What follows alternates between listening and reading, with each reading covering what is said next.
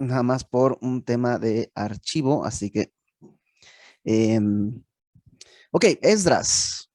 Vamos a empezar en el libro de Esdras. Y eh, Esdras, Nehemías y Esther son tres libros que cierran la etapa de los libros históricos. Ustedes saben que el Antiguo Testamento está dividido en los libros históricos, los libros poéticos y los libros proféticos. Bueno, dentro de los primeros libros históricos está el Pentateuco, que pues, se cocinan aparte precisamente porque es la ley de Dios, ¿no? Pero son históricos porque narran la historia de cómo el pueblo de Israel se conforma.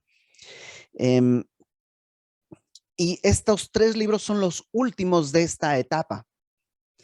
Nos estamos adelantando muchos años a lo que estamos estudiando los miércoles. Los miércoles estamos en el primer libro de Reyes, es decir, no tanto en el inicio, pero sí dentro de la primera parte de la nación de Israel, ¿no? Ya hubo el primer rey, Saúl, ya hubo el rey David, ahora estamos en el rey Salomón, pero lo que sucede es que a la muerte de Salomón hay una guerra civil interna que divide el reino en dos, el reino del norte y el reino del sur. El reino del norte al final será conquistado por los asirios y el reino del sur aguantará un poquito más, pero no mucho más, y será conquistado por Babilonia. Ahora, si me acompañas a Esdras, capítulo 1, versículo 1, dice, en el primer año de Ciro, rey de Persia, y es donde, pues, primero nos comenzamos a preguntar, pues, Ciro, rey de Persia, ¿qué pasó? ¿No? Si me acompañas una página atrás en tu Biblia, en Segunda de Crónicas 36, al final de Segunda de Crónicas, dice, desde el verso 17, vamos a leerlo, Segunda de Crónicas 36, 17. Nos habla de cómo el pueblo era rebelde a los profetas, lo que Dios había enviado. Segunda de Crónicas 36, 17. Dice, por lo cual trajo contra ellos al rey de los caldeos, eso es el rey de Babilonia, que mató a espada a sus jóvenes en la casa de su santuario, sin perdonar joven, ni doncella, anciano, ni decrépito. O sea, cuando alguien te diga decrépito, no te espantes, está usando lenguaje bíblico, ¿ya? Eso es como que, mira, me habla como la Biblia, sí, ¿no? Aquí dice, pero nomás por si acaso.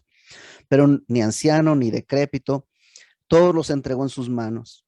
Asimismo, todos los utensilios de la casa de Dios, grandes y chicos, los tesoros de la casa de Jehová y los tesoros de la casa del rey y de sus príncipes, todo lo llevó a Babilonia. Entonces, estamos viendo cómo de pronto está siendo conquistado todo, ¿no? Los jóvenes, hay una gran matanza y se llevan todos los elementos, verso 19, y quemaron la casa de Dios. El templo que estamos viendo como en Primera de Reyes con el rey Salomón, ese templo que se está edificando y que lo vimos un pedacito este miércoles pasado, fue quemado, consumido a fuego y destrozado. Destruyeron, dice además, la casa de Dios, rompieron el muro de Jerusalén y consumieron a fuego todos sus palacios, que es lo que vamos a ver este miércoles, como cuando Salomón edifica su casa y luego la otra casa y la casa de su esposa y todo eso devastado, consumido y destruido. Y destruyeron todos sus objetos deseables. Los que escaparon de la espada fueron llevados cautivos a Babilonia. Hubo gente que logró escapar esta masacre y fue llevada prisionera a Babilonia, y fueron siervos de él, del rey de Babilonia, y de sus hijos hasta que vino el reino de los persas. ¿Qué es lo que pasó? Bueno, el reino de Babilonia llega a su esplendor con Nabucodonosor, este, el más importante rey de Babilonia. Pero después de Nabucodonosor, sus respectivos descendientes empiezan a tener cierto tipo de fallas y conflictos internos y el reino entero empieza a debilitarse hasta que es conquistado por el imperio persa. El imperio persa en una alianza entre los medos y los persas, por eso se llama el imperio medo-persa, conquista toda esta zona. Lo complicado a veces de esto es recordar que se cambia de nombre el imperio, por tanto, digamos, el nombre del país, pero el lugar sigue siendo el mismo. O sea, digamos, tú vives acá y esto se llama, no sé, Jerusalén, y estás en el reino de Judá, pero luego está conquistado por Babilonia. Entonces vives en Jerusalén, pero ya es el imperio babilónico. Y luego vienen los persas y dices, bueno, sigo viviendo en Jerusalén, pero es el imperio persa. Y luego vienen los griegos y sigues viviendo en Jerusalén, pero ahora eres griego. Y luego vienen los romanos y conquistan todo y ahora ya estás dentro del imperio romano. Es el mismo lugar, pero va cambiando de nombre por los distintos reinos que van tomando ese mismo espacio. Entonces, Babilonia es este imperio que luego es sometido por el imperio medo-persa. El imperio medo-persa es un imperio que va a ser muy grande y muy cruento, pero a la vez es la mano de Dios haciendo su obra. Ahorita lo vamos a ver a detalle. Nada más como chisme al costado. Si alguna vez has oído de las guerras médicas, no tiene nada que ver con doctores y pandemia, sino las guerras médicas son precisamente las guerras entre los griegos y los medo-persas, que en realidad ya no había medos en ese tiempo, ya había puro persa, pero para los griegos dice, pues son medos, entonces se llamaron guerras médicas, ¿no? Y son las que están en las películas, ¿no? Las de 300 y todo esto, las guerras médicas. Ok, entonces regresemos por favor a Segunda de Crónicas, verso 21. ¿Para qué vino esto? Para que se cumpliese la palabra de Jehová por boca de Jeremías, ahorita vamos a ver eso, hasta que la tierra hubo gozado de reposo, porque todo el tiempo de su asolamiento reposó hasta que los 70 años fueron cumplidos. Lo que nos muestra el texto es que hay varias razones que se tienen que dar para que Dios traiga esta disciplina tan grande. Recuerda, ¿cuál fue la disciplina? La nación entera fue destruida y fueron llevados a Babilonia. ¿Por qué? Bueno, uno es por la idolatría. Había mucha idolatría en el pueblo. Era muy común para esa época que tomaran dioses ajenos. Y yo siempre trato de imaginar por qué lo habrán hecho. Recordemos que no tenían un lugar de instrucción los judíos. Los judíos tenían un templo, pero el templo era un lugar de adoración. Ahí llevabas tu borreguito, tu becerro para sacrificarlo y todo, pero no es como el día de hoy, tú dices, voy al templo, ¿no? Como es que es donde hay un sermón y algo así. No había, era un lugar de adoración, no de instrucción. Entonces tú eres un campesino de esa época y estás arando tu tierra y tú, el de la tierra de al lado, ¿no? El de la granja de al lado, ¿no? Del terreno de al lado, de pronto tiene sus elotes bien gordos y amarillos y todo bien grande, y los tuyos están así secos, o parece el limón de taquería, ¿no? Así que le aprietas y nada de jugo, nada. Y le preguntas, oye, ¿por qué tu terreno está mejor que el mío? Y te dice, pues es que ahora que fui aquí a la feria, encontré un ídolo, un señor que me vendió un ídolo así, lo puse en la tierra y mira todo lo que salió. Pues ¿dónde está? No, pues aquí te vas, todo Chapultepec, llegas a la glorieta a la derecha, ahí está. Entonces vas y, y te compras tu ídolo y lo pones en tu tierra y ahora ya eres un idólatra de ese ídolo. Pero no tenían instrucción.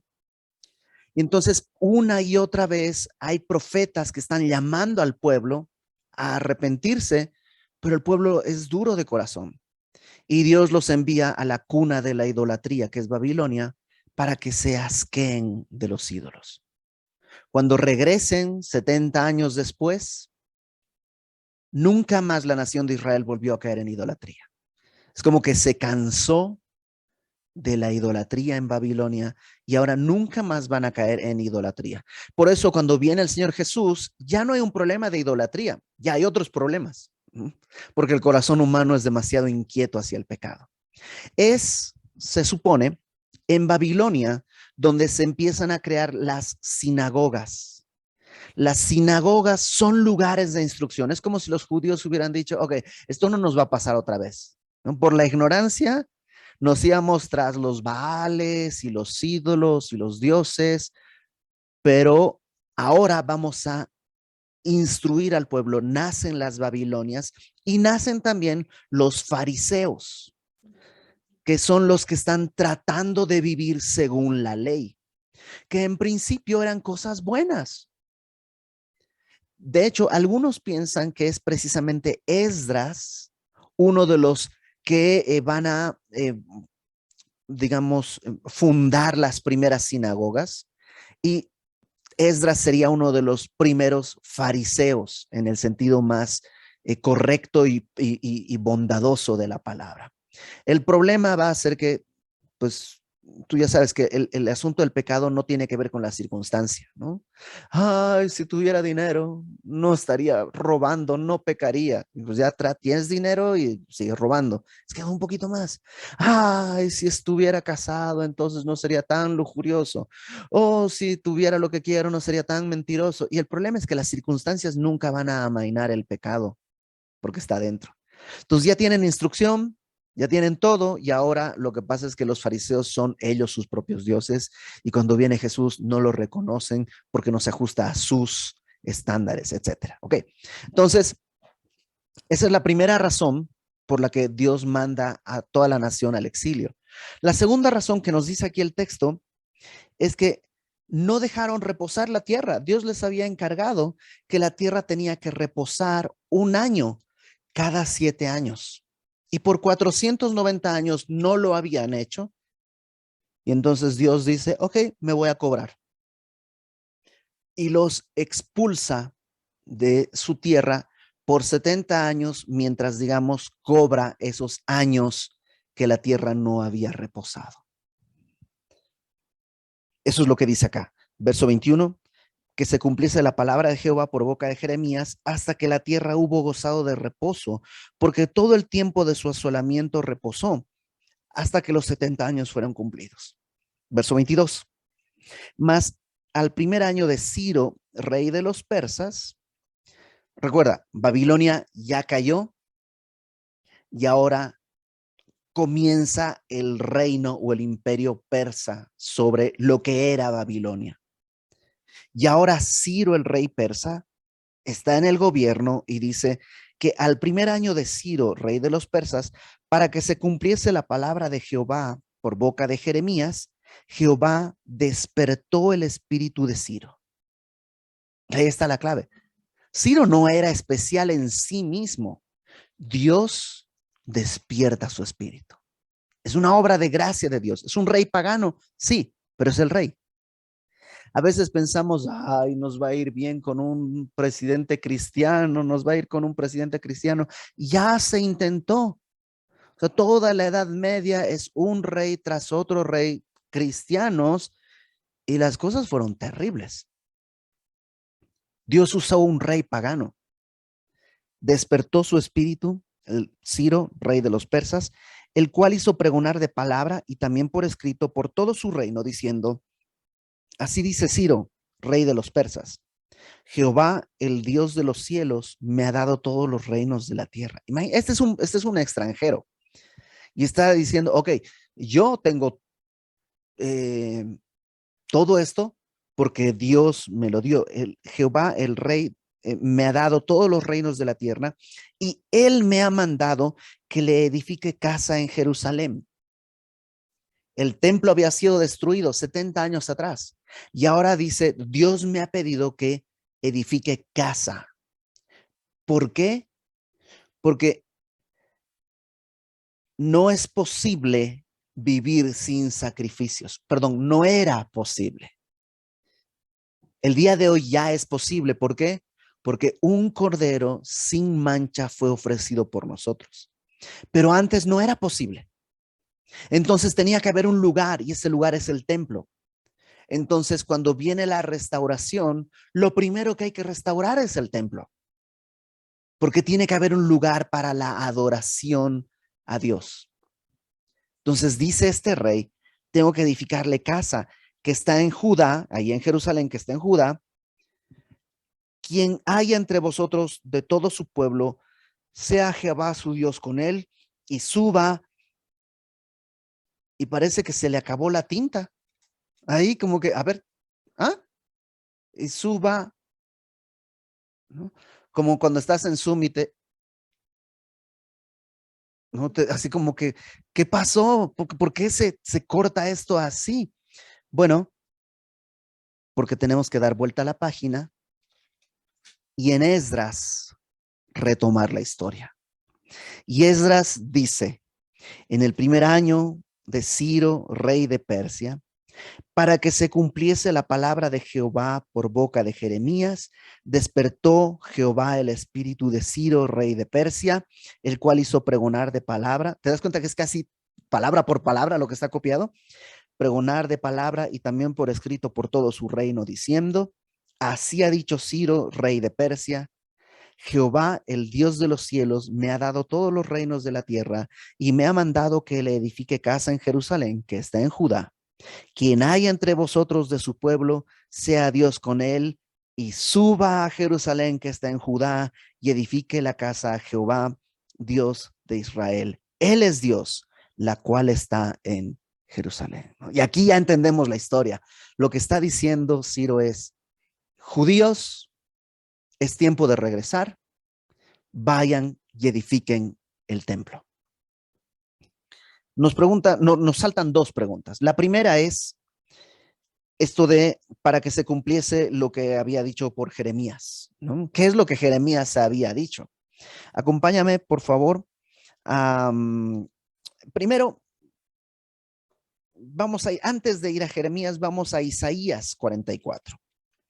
Isaías está alrededor de 100 años antes de Jeremías. En tu página, en tu Biblia, está un poquito antes de Jeremías. Isaías 44. Isaías 44 dice así.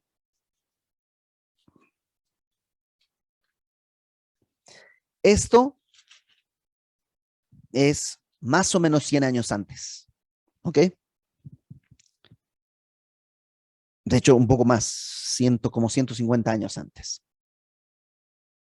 Y 3 días más o menos. Verso 24, Isaías 44, verso 24. Así dice Jehová tu Redentor, el que te formó desde el vientre. Yo Jehová, que lo hago todo, que extiendo solo los cielos, que extiendo la tierra por mí mismo, que deshago las señales de los adivinos y enloquezco a los agoreros, que hago volver atrás a los sabios y desvanezco su sabiduría. Yo, el que despierta la palabra de su siervo y cumple el consejo de sus mensajeros, que dice a Jerusalén serás habitada. Ten en cuenta que cuando Isaías está escribiendo esto, Jerusalén está intacta. Entonces sale Isaías y dice, Jerusalén serás habitada. Y todos, pues sí, o sea, siempre está habitada, ¿no? Pero es que no están viendo que iba a ser destruida. Lo leímos hace un rato.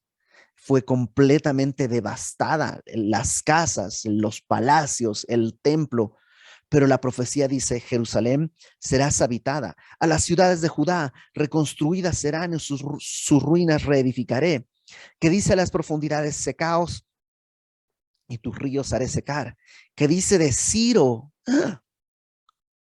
por nombre 100 años antes, Ciro ni había nacido en este punto. Dice de Ciro, es mi pastor y cumplirá todo lo que yo quiero al decir a Jerusalén, serás edificada y al templo serás fundado. El templo no tiene ni un rasguño en este momento, pero Isaías está diciendo, templo, Ciro va a dar todo para que funden el templo. Verso 1 del capítulo 45, así dice Jehová a su ungido, Ciro, al cual yo tomé por su mano derecha para sujetar naciones delante de él, desatar lomos de reyes, para abrir delante de él puertas y las puertas no se cerrarán. Un día estudiaremos Daniel y vemos cómo se cumple esto que dice desatar lomos de reyes. Eh, Cuando alguien, bueno, ¿cómo decirlo bonito? Esto de desatar lomos de reyes básicamente es que el rey se va a hacer pipí de miedo, ¿no? Y lo veremos cumplido a detalle cuando estudiemos Daniel. Estamos en Reyes, yo calculo que llegaremos verso a verso a Daniel, no sé, 15 días, tal vez un poquito más, pero ya llegaremos a Daniel. Dice versículo 2. Yo iré delante de ti, enderezaré los lugares torcidos, quebrantaré puertas de bronce, cerrojos de hierro haré pedazos. Está hablando de Ciro, delante de ti, Ciro. Te daré los tesoros escondidos y los secretos muy guardados, para que sepas que yo soy Jehová, el Dios de Israel, que te pongo nombre. Por amor de mi siervo Jacob y de Israel mi escogido, te llamé por tu nombre, te puse sobrenombre, aunque no me conociste. Entonces, Ciro, tú no me conoces, pero yo te conozco. Te conozco desde hace más de 100 años y tú vas a traer a mi pueblo.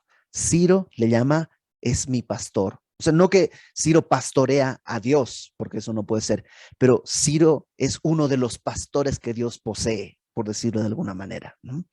Regresa a Esdras, por favor.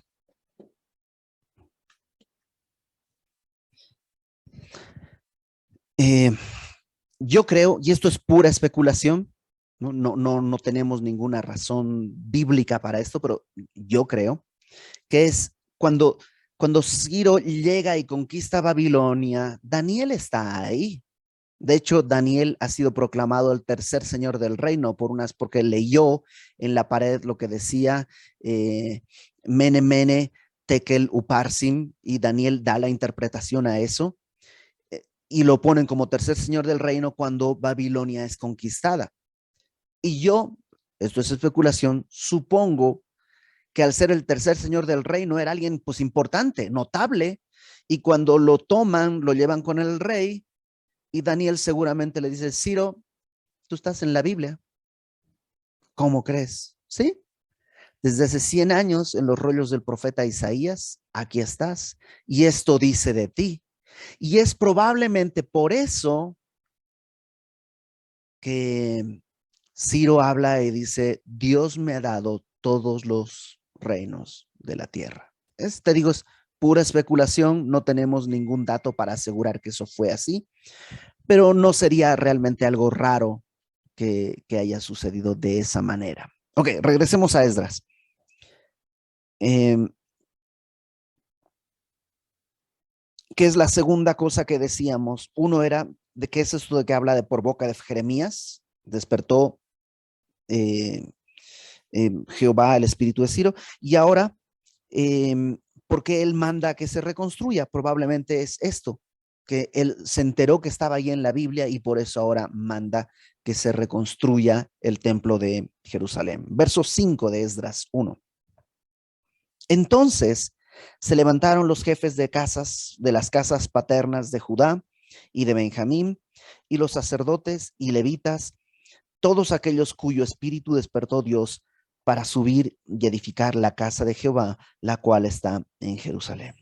Entonces se despiertan los jefes. Acuérdate que eh, la nación de Israel estaba conformada por tribus y las tribus tenían pues a sus ancianos, ¿no? Y entonces había una especie de liderazgo natural. Pues los ancianos eran los líderes y ellos son los que llaman a todos para que ahora regresen. Pero no solo es que son de las tribus, sino lo esencial, dice ahí, es que Dios despertó su espíritu. Y lo que me llama la atención es que, ok, Ciro no conoce a Dios, es un incrédulo, va. Pero estos son del pueblo escogido. ¿Por qué Dios tiene que despertar su espíritu también? Porque todos lo necesitamos. No solo Ciro. A lo mejor tú eres creyente y cristiano desde hace 30 años y todavía necesitas que Dios despierte tu espíritu. Nada más que Dios puede despertar nuestro espíritu. No sé si tú te acuerdas cuando recién le entregaste tu vida al Señor y a lo mejor a lo largo de los años se ha seguido igual, pero es probable que en algún momento hayas apagado un poco tu espíritu por el Señor. que al principio te levantabas y antes de revisar Facebook, dices, no había Facebook. Bueno, antes de cualquier otra cosa, agarrabas y leías tu Biblia y orabas. Y ahora a lo mejor lo haces, pero mecánicamente, o a lo mejor ya ni lo haces. Y no es fuerza de voluntad. Necesitas que Dios despierte tu espíritu, aunque seas parte del pueblo de Dios. Entonces dice que todos aquellos que despertó el Espíritu de Dios, dice, fueron para subir a edificar la casa de Jehová, la cual está en Jerusalén. Y todos los que estaban en sus alrededores les ayudaron con plata y oro, con bienes y ganado y cosas preciosas, además de todo lo que se ofreció voluntariamente. Fíjate el verso 4, dice, todo aquel que haya quedado, ¿no? Unos van a ir a reedificar y otros se van a quedar. Y los que se hayan quedado, dice, en cualquier lugar donde more, ayúdenle los hombres de su lugar con plata, oros, bienes ganados, además de ofrendas voluntarias para la casa de Dios, la cual está en Jerusalén. Había gente que no podía regresar, a lo mejor eran muy viejos, a lo mejor estaban enfermos y no podrían regresar. Si no puedes regresar a reconstruir el templo, puedes participar enviando o dando tu dinero, tus recursos para que se pueda llevar a cabo la tarea. Lo veremos más la próxima semana, pero ¿sabes qué fue lo más triste? La mayoría no regresó. Es difícil. 70 años viviendo en Babilonia y ahora hay que regresar a Jerusalén, donde no hay nada. Y cuando digo nada me refiero a que no hay nada. No hay casas, no es una ciudad con muros. O sea, cualquiera que pasa puede, aunque tú edifiques tu casa, pueden entrar y robarte, no hay seguridad. No tienes nada en Jerusalén excepto el llamado de Dios. Y la mayoría se quedó en Jerusalén ya demasiado tiempo. Yo llevo 22 años viviendo en México y de tanto en tanto pensamos con mi esposa y si nos vamos a Bolivia y es difícil, o sea, ya tengo aquí mi tortillería, ya tengo aquí es más, ya vivo 5 años en Querétaro y mudarme de Querétaro me resulta como, híjole, es que cuesta. Ahora ellos ya llevaban 70 años en Babilonia y mudarse a Jerusalén, lamentablemente la mayoría se quedó. Pero algunos de ellos, dice, dieron oro, y cosas preciosas, etcétera, etcétera. Versículo 7. Y el rey Ciro sacó los utensilios de la casa de Jehová que Nabucodonosor había sacado de Jerusalén y los había puesto en casa de sus dioses. ¿Te acuerdas que dijimos esto? Que Nabucodonosor se llevó del templo todo lo valioso. Ahorita vamos a ver qué cosas había. Se llevó todo lo valioso. En Daniel se nos cuenta cómo el rey Belsasar saca todos esos utensilios y los toma en una bacanal, en una fiesta ahí que tenía con alcohol y todo, y están celebrando a dioses paganos con los objetos que eran del templo de Dios, y es cuando Dios aparece y con una mano escribe en la pared. Bueno, ahora Ciro dice, sáquenme todo eso que es ahí, que le pertenece a Dios, que es de su templo, y regrésenlo, ¿no? El rey sacó los utensilios de la casa de Jehová que Nabucodonosor había sacado de Jerusalén, los había puesto en la casa de sus dioses. Los sacó pues el Ciro, el rey de Persia, por mano de Mitrídates, tesorero, el cual los dio por cuenta a Sesbazar. Eso quiere decir por cuenta, quiere decir que le hizo un inventario. O sea, fírmame que estás recibiendo esto. Ok, va. No fue como, pues llévate todo esto, no sirve, sino fue con un inventario a Sesbazar. Sesbazar es el nombre del protagonista de la primera parte de Esdras. El libro de Esdras, la primera parte no aparece Esdras. Aparece a partir del capítulo 7. La primera parte, el protagonista es Sesbazar, que es su nombre babilónico, o Zorobabel, que es su nombre judío. Entonces, él va a ser el gobernador de esta tierra y envían a con todo esto le dan a Sesbazar, príncipe de Judá, y esta es la cuenta de ellos. Esto es lo que llevaron: 30 tazones de oro, 1000 tazones de plata, 29 cuchillos, 30 tazas de oro, otras 410 tazas de plata y otros 1000 utensilios. Todos los utensilios de oro y de plata eran 5400. Todos los hizo llevar Sesbazar con los que subieron del cautiverio de Babilonia a Jerusalén. Y ahí va, Sesbazar con los que están subiendo del cautiverio de Babilonia a Jerusalén, llevan un montón de cosas, llevan todo esto que están de oro y de plata, llevan todo lo que habían ofrecido voluntariamente, oro, joyas, dinero, pues animales, o sea, es una tarea en la que están llevando muchas cosas a un lugar donde no hay nada seguro. Y lo único que hay es un llamado. Y creo que lo primero que tenemos que, como creyentes, recordar es que nada funciona sin un primer llamado. El primer llamado que Dios nos está haciendo es un templo para adorar a Dios. Y no estoy hablando, sí, como semilla nos hace falta un lugar, ¿no? Pero eso es lo de menos. Cada uno de nosotros, dice la palabra, que cada uno es templo del Espíritu Santo. Y sí, seguramente todos necesitamos restaurar, porque nuestra vida en muchos sentidos está destrozada, como Jerusalén. Vino el pecado y arrasó y quemó con fuego todo. Y los palacios, yo tenía mis talentos y ahora mis talentos al servicio del pecado nada más produjeron cenizas. Y mis deseos y mis sueños y todo el pecado lo ha destrozado y ha quedado destruido. Sí hay mucho que reconstruir, pero tiene que empezar con un llamado a reconstruir el lugar de adoración. Fuimos creados para adorarle. Hay muchas cosas que podemos hacer por Dios. Claro que sí. Pero si no son para adoración, entonces no sirven.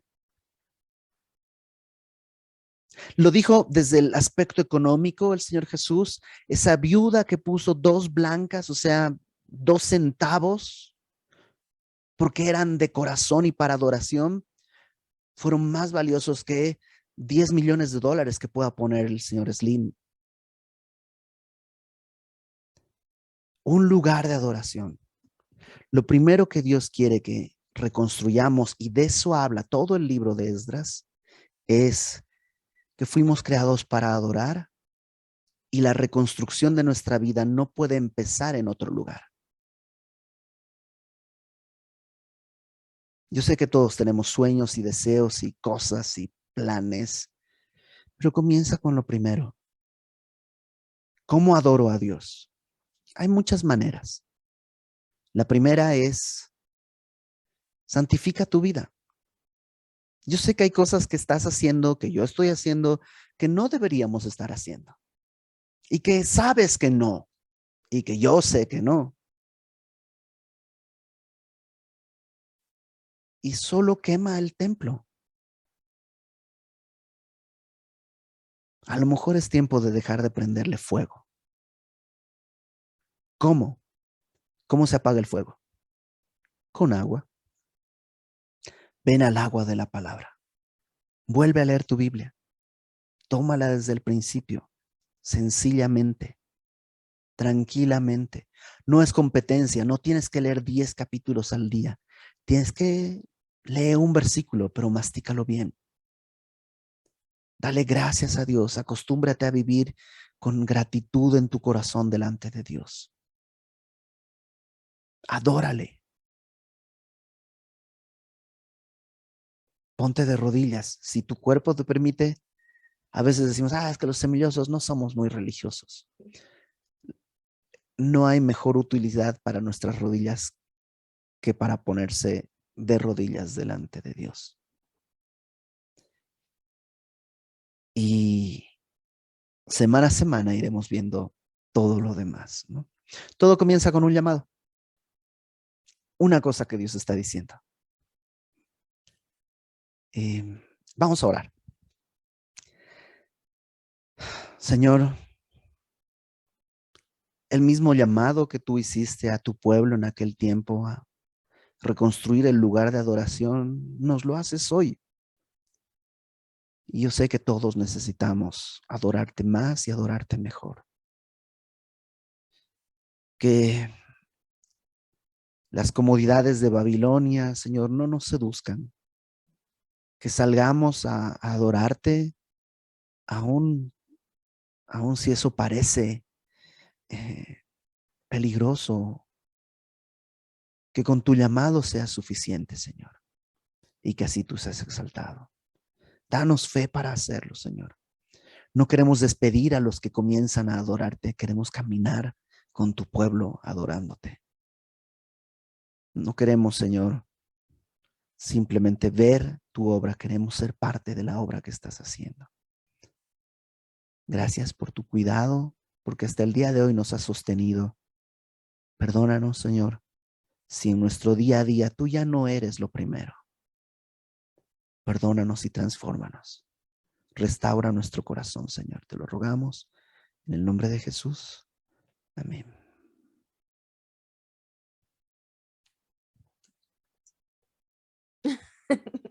No, ya no me acuerdo. No, pero no me acuerdo de eso. Es que leíamos con nuestros hijos en la mañana esta devocional y este les decía yo a mis hijos, ¿no? ¿Qué les decía?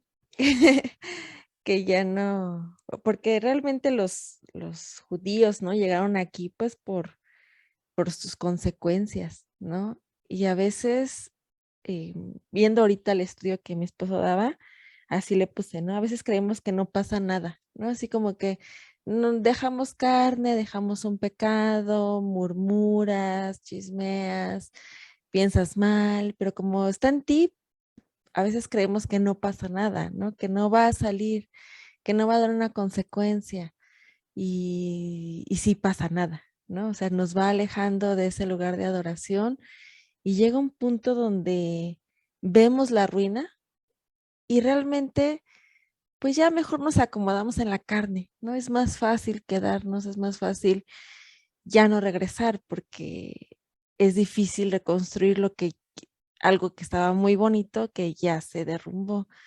Y les decía a mis hijos que no, tienen que siempre regresar y saber que Dios les va a ayudar a regresar, porque a veces es difícil saber por dónde empiezo a regresar a Dios, ¿no? Y aquí el que empezó es Ciro, alguien que ni cree en el Señor, y Dios usó a Ciro para llevar a su pueblo a regresar a adorar al Señor, ¿no?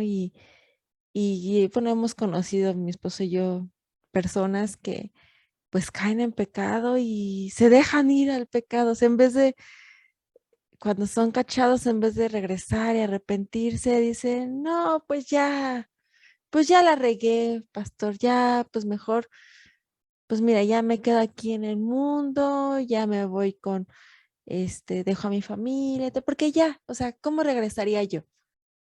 ¿Cómo haría lo distinto? ¿Ya para qué? ¿No?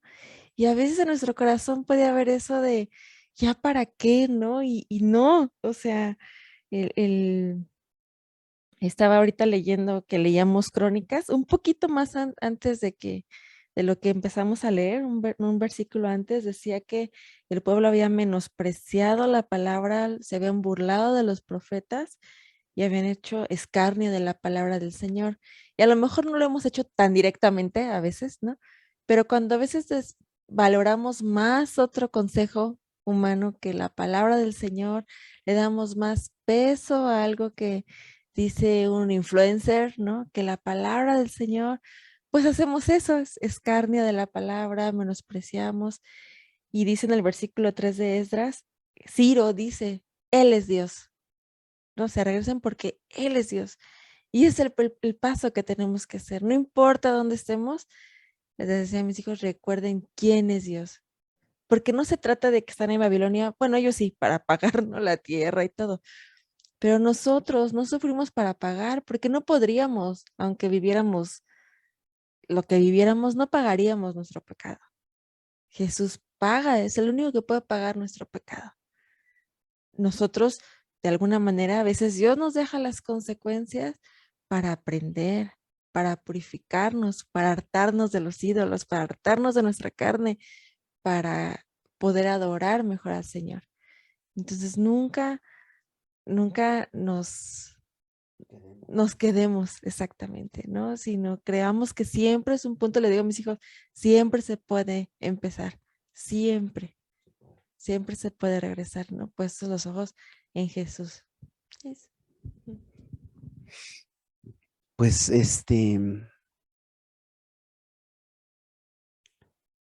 pues sí. Ujú. ¿Preguntas?